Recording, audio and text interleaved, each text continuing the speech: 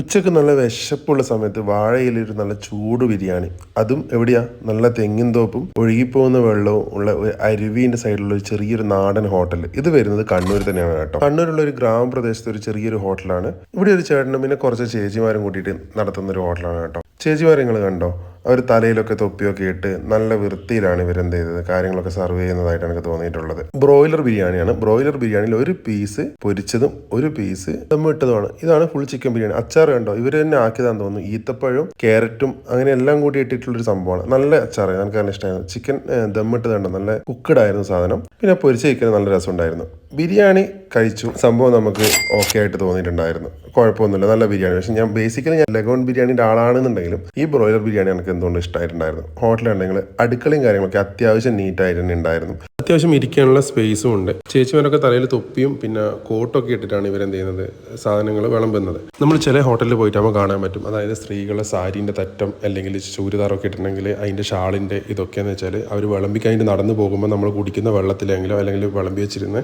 ഭക്ഷണത്തിലൊക്കെ അതിൻ്റെ സൈഡൊക്കെ തട്ടി ഇങ്ങനെ വലിഞ്ഞിട്ട് പോകുന്നുണ്ടാവും. അത് അധികം ആൾക്കാർ ശ്രദ്ധിക്കുന്നുണ്ടാവും. അവർ ശ്രദ്ധിച്ച് കഴിഞ്ഞാൽ ചിലപ്പോൾ അത് പോട്ടെന്ന് വിചാരിക്കുന്നുണ്ടാവും. പക്ഷേ ചെറിയ ഹോട്ടലാണെങ്കിൽ പോലും ഇവിടെ അങ്ങനെ ഒരു പ്രശ്നം ഉണ്ടായിട്ട് എൻ്റെ ശ്രദ്ധയിൽപ്പെട്ടതില്ല. കാരണം ഇവർ ഇട്ട് ഡ്രസ്സിൻ്റെ മുകളിൽ ഒരു കോട്ടോ അല്ലെങ്കിൽ എപ്രോൺ പോലത്തെ സംഭവം ഇവർ ധരിച്ചിട്ടുണ്ടായിരുന്നു. പിന്നെ ഈ കാണുന്ന ഇവിടുത്തെ ബീഫ് ഫ്രൈ ആണ്. ബീഫ് ഫ്രൈ എന്ന് വെച്ചാൽ കുറച്ച് ഹാർഡാണ്. എക്സ്ട്രാ ഓർഡിനറി എന്നൊന്നും പറയാനൊന്നുമില്ല. ഒരു നാടൻ സ്റ്റൈൽ സാധാരണ ഒരു ബീഫ് ഫ്രൈ. പക്ഷേ ആ ക്വാണ്ടിറ്റിക്ക് 70 രൂപ ആയതുകൊണ്ട് 70 രൂപയ്ക്ക് അത് നമുക്ക് വെർത്തായിട്ട് തോന്നുന്നുണ്ട്. കാരണം ഓവർ പ്രൈസറോ കാര്യങ്ങളോ അല്ല. അപ്പോൾ ആ സംഭവം കുഴപ്പമില്ല. ഇതിൻ്റെ ലൊക്കേഷൻ വരുന്നത് കണ്ണൂരിൽ നിന്ന് പെർളശ്ശേരി പോകുമ്പോൾ പെർളശ്ശേരി എത്തുന്നതിന് മുമ്പുള്ള 3-ാം പാലം എന്ന് പറയുന്ന ബസ് സ്റ്റോപ്പിൻ്റെ തൊട്ടടുത്തായിട്ടുള്ള ശശീന്ദ്ര ഹോട്ടൽ.